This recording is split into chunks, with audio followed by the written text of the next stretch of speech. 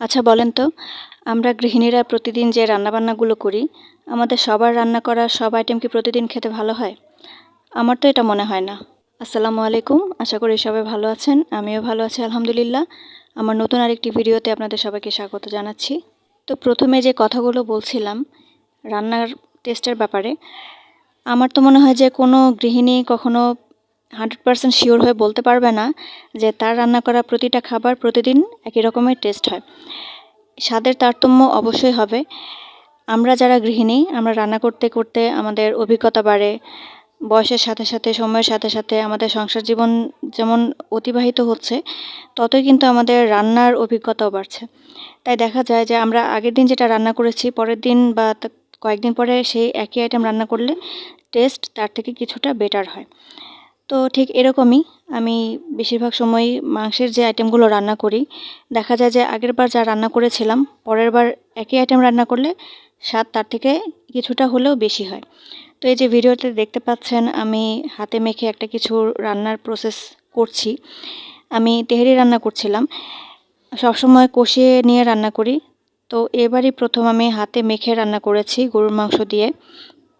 বিশ্বাস করেন পুরোটা রান্না কমপ্লিট করতে আমার খুব একটা সময় লাগেনি।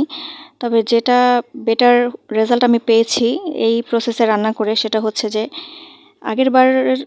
আগের যেই রান্নাগুলো আমি করেছিলাম তার চেয়ে আমার এবারের রান্নাটার টেস্ট অনেক অনেক অনেক বেশি বেটার ছিল।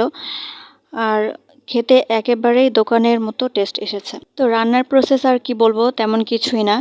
আমি এখানে বেসিক যে মশলাগুলো আমরা সাধারণত ব্যবহার করি সেগুলোই দিয়েছি। বাটা মশলার সাথে কিছুটা মরিচের গুঁড়া, জিরার গুঁড়া, ধনিয়ার গুঁড়া আর ভাজা গরম মশলার গুঁড়া, এগুলো আমি পরিমাণে একটু বেশি দিয়েছি। নর্মালি আমি মাংস রান্নার ক্ষেত্রে হয়তোবা 2 চামচ দেই, এখানে আমি 3 বা 3.5 চামচের মতো অ্যাড করেছি। প্রতিটা মশলাই আমি একটু বাড়িয়ে দিয়েছি, যেহেতু এখানে পোলার চালটা পরে অ্যাড করব। আর হচ্ছে যেটা, আমি বেশ অনেকটা পরিমাণে পেঁয়াজ দিয়েছিলাম। আস্ত মশলার মধ্যে আমি স্টার মশলা, বড় এলাচ, ছোট এলাচ, দারচিনি, তেজপাতা, লবঙ্গ এগুলো দিয়েছি। আর এর মধ্যে দিয়েছি হচ্ছে সরিষার তেল।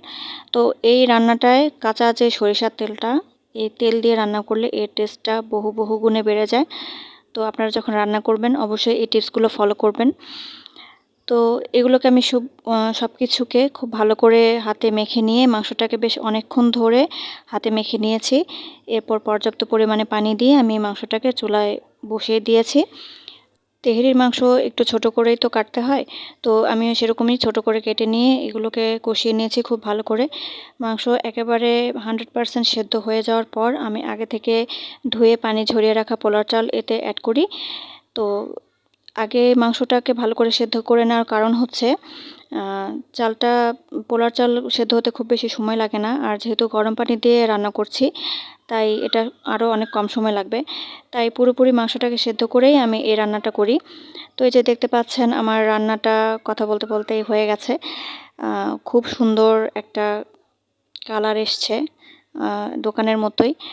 তো এখন বলি, এর মধ্যে আমি আপনার ভিডিওতে দেখেছেন গোলাপ জল, কেওড়া জল দিয়েছি আর ঘি দিয়েছি। অবশ্যই এগুলো দেওয়ার চেষ্টা করবেন। আর এই গোলাপ জল, কেওড়া জলের উপরেই কিন্তু এর অরিজিনাল যে ঘ্রাণটা সেটা আসে। আর এর কারণে কিন্তু এটা দোকানের মতো হয়। তো এই যে কমপ্লিট হয়ে গেল, এখন উপর থেকে আমি একটু বেরেস্তা দিয়ে দিয়েছি। তো আশা করছি আমার রান্নাটা আপনাদের ভালো লেগেছে, ভিডিওটাও ভালো লেগেছে। ভালো লেগে থাকলে অবশ্যই লাইক, কমেন্ট, শেয়ার করবেন আর সাপোর্ট করে পাশে থাকবেন। ভালো থাকবেন সবাই। আসসালামু আলাইকুম।